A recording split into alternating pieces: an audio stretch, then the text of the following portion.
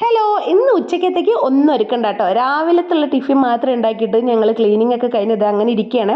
എന്താ പറയുക, ഉച്ചക്കലേക്ക് ഒന്നും ഉണ്ടാക്കണ്ടെന്ന് പറയണത് നമ്മളുടെ സൗദത്താത്തി മൊയ്തീനിക്കും ബിരിയാണി വെച്ച് കൊണ്ടുവരുന്നുണ്ട് കേട്ടോ.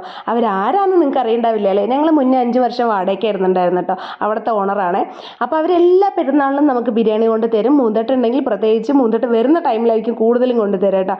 അപ്പോൾ ഏട്ടനിപ്പോൾ എന്തായാലും ലീവിലുണ്ടല്ലോ. അപ്പോൾ ഇന്ന് അവർ ഉച്ചക്കത്തെ ഭക്ഷണം കൊണ്ടുവരാമെന്ന് പറഞ്ഞിട്ടുണ്ട്. അതുകൊണ്ട് നമ്മളൊന്നും ഉണ്ടാക്കിയിട്ടില്ല. ചിക്കൻ ബിരിയാണിയും കാത്തിരിക്കും കേട്ടോ. അപ്പോഴും നമ്മൾ മുഹബത്തിക്ക സർബത്ത് ഉണ്ടാക്കാമെന്ന് വിചാരിച്ചിട്ട് തണ്ണിമത്തനും ഇതെല്ലാം ചെയ്തിട്ട് അതിന് മുന്നൊരു വീഡിയോ ഇട്ടുണ്ട് കേട്ടോ. ഈ സർബത്ത് ഉണ്ടാക്കുന്നത് നല്ല രസമാണ്. ഫ്രീസറിൽ വെച്ചിട്ടൊന്ന് തണുപ്പിച്ച് കഴിച്ചാൽ നല്ല അടിപൊളിയാണ് കേട്ടോ. അപ്പം നമ്മൾ എന്തായാലും അവർ വരുന്നുണ്ടല്ലോ, അവർക്ക് കൂടെ കൊടുക്കാമെന്ന് കരുതിയിട്ട് ഉണ്ടാക്കി. ഞങ്ങൾ കുറച്ച് കഴിച്ചു.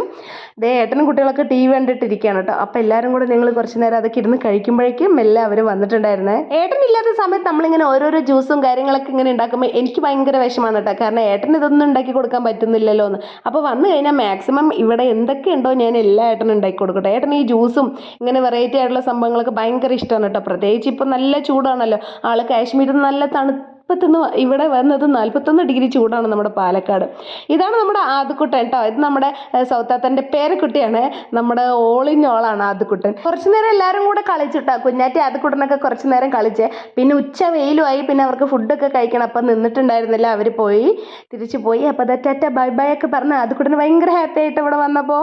അപ്പോൾ അതേ അവർ തിരിച്ചു പോയിട്ടോ. പോയ പാടെ ഞങ്ങളും ശരി ഇന്ന് ബിരിയാണി കഴിക്കാമല്ലോ എന്ന് വിചാരിച്ചതേ എല്ലാം കൂടെ നമ്മൾ ഹാളിൽ വന്ന് ടി വിയും കണ്ടിരുന്നിട്ട് എല്ലാവരും കൂടെ ഫുഡ് കഴിച്ചിട്ടോ.